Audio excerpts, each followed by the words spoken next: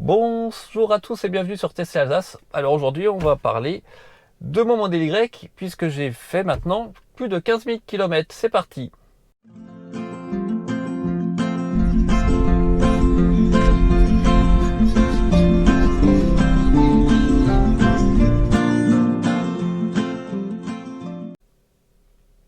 Alors, suite à ces 15 000 km, je voulais faire un petit peu le point avec vous sur la consommation, hiver, été. Vous allez voir qu'il y a une grosse différence.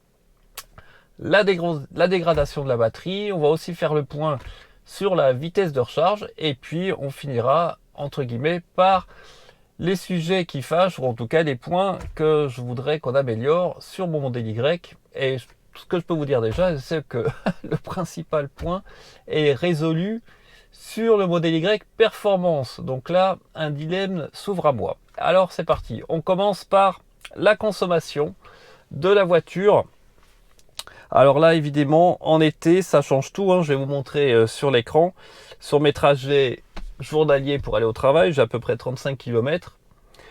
En hiver, j'étais autour de 180, 185 Wh, voire 190 Wh/km, vraiment par temps hivernal, c'est-à-dire 0 degré, les pneus hiver, voire de la pluie, etc. Et là, eh bien, j'oscille pour aller au travail à 155 Wh/km et au retour, j'ai fait un 138 Wh/km avec une moyenne de 61 km/h. Donc, franchement, c'est vraiment très bien.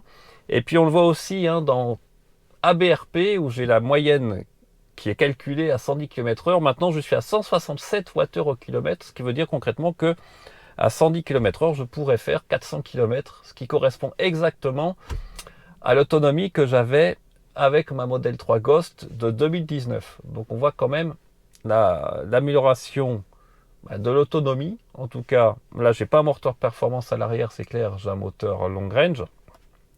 Et que jusqu'à 110 km/h, la différence n'est pas énorme par rapport à ma Model 3 d'il y a 2 ans. Par contre, les Model 3 plus récentes, évidemment, consomment moins à 110 km/h. Je parle bien sûr notamment de la LR, puisque j'ai un de mes abonnés qui m'a montré qu'il pouvait être autour de 150, 155 dans les conditions idéales, Wh et km à 110. Et la licorne est carrément en dessous des 140 Wh/km par temps été estival idéal, ce qui est vraiment exceptionnel. Évidemment, si vous avez du vent de face, on a déjà vu dans mes précédentes vidéos quand je revenais de Paris, là c'est une autre histoire, la consommation augmente sensiblement. Mais là franchement, on voit vraiment l'efficience remarquable des Tesla en général et du modèle Y en particulier par rapport aux concurrents, que ce soit à 110 km/h, voire même à 130, puisque là je pense que je pourrais être autour de 200 Wh peut-être au kilomètre par temps idéal en été, c'est-à-dire je peux faire vraiment 300 km sans problème entre deux points de charge, alors qu'en hiver c'est beaucoup plus compliqué avec le modèle Y. Alors au niveau de la batterie, comme vous savez, j'ai pas mal de parrainage et donc j'utilise maintenant, on va dire significativement, les superchargeurs pour mes recharges, puisqu'on voit que l'effet sur la batterie est quand même pas énorme en termes de dégradation. Et ce que je peux vous dire, c'est que ma batterie maintenant reste stable avec Scanma Tesla qui me donne une capacité utile de 72,4 buffer inclus, alors que j'étais autour de 74 au départ, donc j'ai perdu en 15 000 km 1,5 kWh, ce qui fait environ 2% de dégradation, ce qui est vraiment négligeable. Alors ça va continuer à baisser, je vous montrerai sur Tesla Fille qu'on voit quand même que ma courbe baisse régulièrement, d'ailleurs un peu plus que les autres moyennes, mais il n'y a pas beaucoup de modèles Y qui sont enregistrés en Europe sur Tesla Fille, il y en a peut-être 30 ou 40 d'après ce que j'ai vu, donc c'est pas énorme avec mon kilométrage évidemment. Et mon autonomie avec Scanma Tesla est estimée à 485 km, alors qu'au début j'étais à 495 ou 500. Donc voilà, j'ai perdu 10 à 15 km d'autonomie, ce qui est tout à fait raisonnable. En termes de pneus, je suis revenu au Hankook. Alors c'est beaucoup plus agréable à conduire, ça c'est clair par rapport aux pneus hiver, puisque la voiture est beaucoup plus réactive, ça tient mieux la route, ça c'est sûr, c'est plus précis. Par contre, en termes de confort, ça sera mon point, vous avez bien compris en fin de vidéo, eh bien on peut toujours faire mieux, ça c'est sûr. D'ailleurs j'ai vu dans Automoto, ils ont parlé de l'ID5 GTX et ils reparlaient encore de confort, on va dire, loin d'être optimal du modèle Y par rapport au à l'ID5 GTX. Mais encore une fois, ce problème, eh bien, il est résolu avec le modèle Y Performance après l'essai rapide que j'ai pu faire, ce qui est vraiment remarquable. Alors, il y a des solutions entre guillemets pour remédier à ce problème. Je pourrais changer les suspensions amortisseurs. Bon, ça se fait. Je pourrais aussi changer les pneus, essayer de trouver des pneus qui ont des flancs moins raides. D'après ce que j'ai lu, malheureusement, les Pilot Sport 4 que je pensais plus confortables, d'après ce que j'ai lu sur Facebook, certains abonnés ont ces pneus par rapport au Hankook. Ça fait pas une différence majeure. Donc, il va falloir voir ce que je peux faire, sachant que là, maintenant, 1, je commence à m'habituer, et 2, je mets autour de 2 bar 8 à froid au lieu de 2 bar 9, ce qui fait que je ne monte pas plus, en théorie, de 3 bars à chaud. Donc ça serait vraiment la recommandation que je peux vous faire, c'est ne dépassez pas 3 bars à chaud avec votre modèle Y Long Range de Chine. L'autre point qu'on pourrait aussi améliorer, mais c'est pas spécifique au modèle Y, c'est au niveau de la connexion cellulaire. Alors, quand j'ai pas mal aussi d'abonnés qui m'en parlent parce qu'on est près de la région d'Allemagne et de Suisse ici, et si on pouvait, comme un téléphone portable en fait, le mettre en mode avion et pouvoir remettre la connexion pour pouvoir recapter le signal le plus fort, ça pourrait vraiment être pratique. Moi ça va parce que je suis comme assez loin de la frontière suisse, mais ceux qui habitent près, ils restent toujours dans cette zone noire où la voiture met un temps fou à se reconnecter au réseau. Et donc ça pose vraiment un problème, notamment pour ceux qui ont l'abonnement premium, pour pouvoir utiliser notamment Spotify ou avoir en temps réel le trafic. Alors puisqu'on parle du confort, on va parler un peu aussi de la qualité intérieure. Alors j'en avais déjà parlé la dernière fois, où il y a quelques vidéos où j'avais quelques grilleries qui commençaient, c'était à ce niveau-là. Et là on l'entend bien. Alors c'est variable, c'est vrai que c'est un peu énervant, peut-être qu'en mettant une sorte de protection silicone en spray sur le joint, ça va peut-être améliorer, on va voir, je ne suis pas convaincu parce que j'ai vraiment l'impression que ça vient de l'intérieur de la porte ici, mais autrement la finition est tout à fait correcte. Je vais regarder les sièges notamment parce que c'est quand même le plus important. Les nouveaux sièges du modèle Y ont une assise un peu différente au niveau des soutiens latéraux. Vous voyez qu'ici, voilà, j'ai le siège qui commence à souffrir un peu, puisque quand je rentre, je suis obligé de m'appuyer un peu sur le siège au niveau latéral, mais autrement au niveau intérieur, évidemment je n'utilise pas trop les sièges à l'arrière, c'est surtout les enfants. Écoutez, il n'y a pas de problème. Évidemment avec les sièges noirs, j'ai plus ce problème d'empreinte des ceintures sur le faux cuir, simili cuir que j'avais avec les sièges blancs. Et puis surtout maintenant on va regarder en extérieur ce que ça donne. Écoutez, la voiture n'a pas bougé, évidemment la peinture, j'ai pas eu de souci particulier malgré le fait que j'utilise les rouleaux. Honte à moi, bon, avec sur le blanc honnêtement, pour voir les micro-rayures, même en utilisant les rouleaux, il faut quand même avoir l'œil. Après, évidemment, je ne le reconseille pas du tout avec la peinture noire ou rouge, où là, ça se verra beaucoup plus. Alors, vous voyez que les alignements aussi, je pense pas que vous avez montré, j'ai vraiment aucun problème de finition sur mon modèle Y qui vient de Chine. Vous voyez là, il y a peut-être un poil, non franchement on voit pas vraiment de différence d'alignement. Ce que je voulais montrer ici aussi, c'est que au niveau de mon clapet de charge, ça s'ajuste parfaitement, ce qui n'était pas le cas avec ma Model 3 de 2019. Ici on voit un peu l'intérieur, à l'intérieur du joint là, mais si on regarde de l'autre côté, je pense que c'est pareil, donc il n'y a pas de différence. Ici l'alignement, bon, c'est un poil plus haut, mais ça reste correct, sachant que les charnières du coffre sont différents de la Model 3. Hein. Là, j'ai mes charnières qui sont en haut, donc j'ai beaucoup moins ce problème de charnières qui bougent sur les modèles 3 et qui finissent par bouger un peu la fermeture du coffre en latéral, ce qui peut poser souci, sachant que, a priori, hein, je n'ai qu'un vérin pour refermer, donc ça tire que d'un côté, ce qui n'est pas vraiment bon, hein. Ce serait mieux d'avoir deux vérins électriques pour fermer à droite et à gauche en même temps. Là, vous forcez entre guillemets un peu d'un côté, mais comme là, vous voyez, le type de fixation charnière est au-dessus du coffre, je ne vois pas comment ça peut vraiment se désajuster au niveau latéral. On va regarder le reste de la voiture. Vous voyez, ça n'a pas bougé.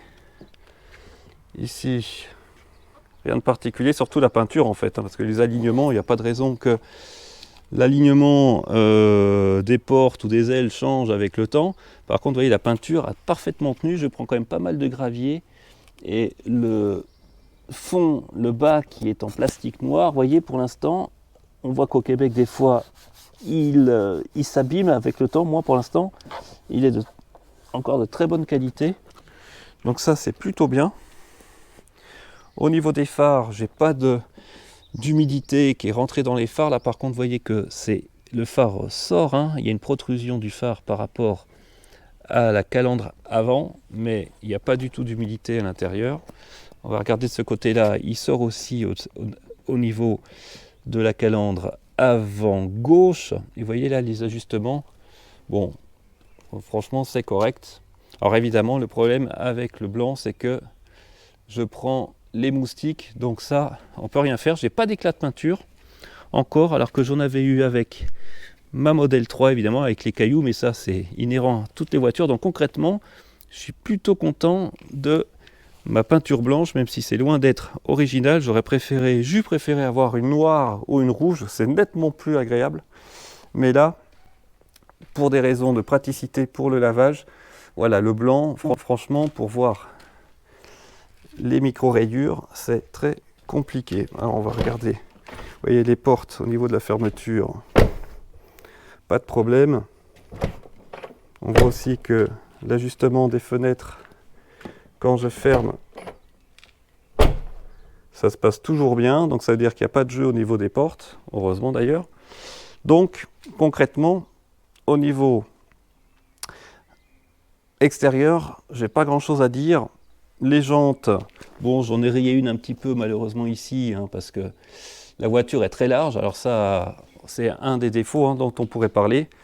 La dimension de la voiture, évidemment, on le sait quand on l'achète, hein, mais 1,92 m de large, dans les parkings, c'est pas évident. Plus c'est 4,75 m et avec un rayon de braquage de plus de 12 mètres, ça aussi, voilà, si vous habitez en ville, ou si vous voulez prendre les parkings souterrains, le modèle Y ne sera pas votre meilleur ami. Ça c'est sûr, surtout qu'il n'y a pas de caméra à l'avant, ça ce serait aussi un défaut dont je voudrais parler, c'est que ça serait très bien, très utile sur le modèle Y d'avoir une vue 360. Alors au niveau entretien, j'ai rajouté 2 fois du lave-glace. Alors évidemment, bon, au bout de 15 000 km, il n'y a pas grand chose à faire. En théorie, tous les 2 ans, ils recommandent de faire la vidange du liquide de frein. Bon, on verra. Mais à part ça, ben rien. Vous avez déjà vu sur une vidéo précédente où je changeais les pneus que l'état de mes disques et des plaquettes était parfait, malgré le petit stage que j'avais fait de conduite où on faisait les freinages d'urgence. Donc vraiment, ça confirme qu'on n'utilise pas du tout les freins avec sa Tesla. Une petite différence quand même par rapport à mon modèle 3, c'est que l'inertie, quand je lâche l'accélérateur pour avoir le frein régénératif, est plus importante que sur le modèle 3. Donc j'ai un peu plus de mal à anticiper pour m'arrêter au bon endroit au stop ou au feu rouge, puisque notamment quand j'ai le régulateur adaptatif, quand je l'enlève, la voiture pendant 10, 20, 30 mètres continue à rouler et après commence à ralentir. J'ai l'impression qu'il y a quand même une petite différence, probablement due au poids aussi par rapport à mon ancienne modèle 3. Quelque chose aussi qui m'irrite un peu, c'est le fonctionnement des clignotants. Vous voyez, si là je mets le clignotant, là évidemment ça marche, mais quand on conduit en fait, dans la plupart des cas, quand je mets le clignotant à droite et que je le remets ensuite à gauche, eh bien ça ne marche pas, il faut que je remette un deuxième coup à gauche, probablement parce que je tourne le volant en même temps. Alors ça c'est bête, hein, mais c'est un peu énervant. Mais à part ça, évidemment, quel plaisir de conduire. Alors évidemment, effectivement, la voiture est raide, mais c'est vraiment le défaut majeur de la voiture. Mais d'un autre côté, il n'y a pas de roulis. Et sur les petites routes, même avec plus de 2 tonnes ou environ 2 tonnes, je peux vous le dire, en roulant en vitesse légale, on se fait énormément plaisir avec cette voiture. Pas comme un modèle 3 Ghost, mais quand même ça reste très vif et très incisif lorsqu'on prend les virages, qu'on s'inscrit en courbe, et ça c'est très agréable. Alors un des défauts que j'avais aussi un peu avec mon modèle, c'est qu'on ne sent pas du tout les limites de cette voiture. Donc si vous faites du circuit notamment, ou que vous allez en Allemagne sur autoroute, bon d'abord c'est pas une voiture de course, et même on sent quand même, j'ai du mal à sentir les limites, il y a beaucoup de poids quand même, donc on sent que si la voiture malheureusement commence à partir, ça va être très compliqué de la ramener. Mais bon, c'est aussi le fait qu'il y a des pneus très larges et que les suspensions sont très dures, donc le but c'est de plaquer la voiture au sol, c'est pas d'aller jouer avec les limites de la voiture sur route ouverte évidemment. Mais bon, c'est quand même bien à savoir, notamment sur les routes de montagne que j'ai pas encore vraiment faites. La montée posera pas de problème, mais la descente, même en roulant en vitesse légale, à mon avis, il faut quand même faire un peu attention avec le poids, le transfert de masse notamment au freinage ou en changement d'appui. Il faut voir ce que ça donne. Et notamment sur route dégradée, j'ai déjà vu un peu, quand vous êtes bien en appui, il faut quand même voir si les suspensions font bien leur travail. Bon, de toute façon, en roulant en vitesse légale, évidemment, il n'y a aucun problème. Donc, pour résumer, eh ben, je suis quand même vraiment satisfait de mon modèle Y, après avoir au début été vraiment surpris du confort, on va dire, médiocre de suspension. Maintenant, je commence à m'y faire. Les sièges aussi jouent, hein. Je pense que la mousse sur les modèles Y Performance peut-être est aussi meilleure par rapport au modèle actuel, mais c'est clair que la filtration du modèle Y Performance n'a strictement rien à voir avec mon modèle Y Long Range. Donc pour conclure, je dirais que si vous vous intéressez aujourd'hui au modèle Y, vu qu'il y a 4000 € de différence, bon après il y a les options, bien sûr ça peut jouer, mais ne prenez pas le modèle Y Long Range chinois. Si vous avez les moyens, prenez le modèle Y Performance qui vient de Berlin. Au niveau confort, vous ne le regretterez pas. C'est vraiment incroyable la différence. Après, il y a la hauteur de caisse, évidemment. Moi, si c'est pour revenir à 14 cm d'hauteur de caisse, évidemment, je préfère garder mon long range qui est à 16,8. C'est encore quelque chose que je n'ai pas encore pu vérifier de visu. Voilà, mais écoutez, j'espère que cette petite vidéo, assez longue parce que j'ai beaucoup parlé, vous a plu. Je vous souhaite une très bonne semaine et on se dit à très bientôt sur Tesla Azaz. Ciao!